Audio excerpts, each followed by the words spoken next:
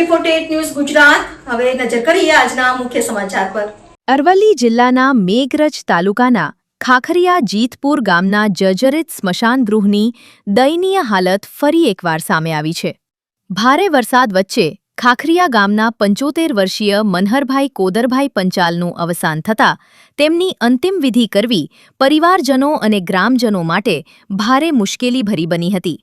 વરસાદથી મૃતદેહ ભીંજાઈ ન જાય તે માટે તાડપત્રીથી ઢાંકીને ટ્રેક્ટરમાં અંતિમ યાત્રા કાઢવામાં આવી હતી, જ્યારે સ્મશાન ગૃહમાં પણ છતના પૂરતા પતરા ન હોવાથી વરસાદ સીધો અંદર પડતો હતો।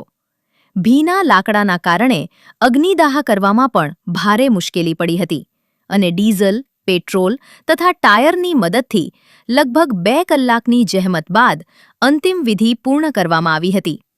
હવે ગ્રામજનોએ તાત્કાલિક સ્મશાન ગૃહનું સમારકામ કરી પાકા સ્મશાન ગૃહનું કામ ઝડપથી પૂર્ણ કરવાની માંગ કરી છે। અરવલ્લીથી મિતેશ પરમાર, AB48 ન્યૂઝ ગુજરાત।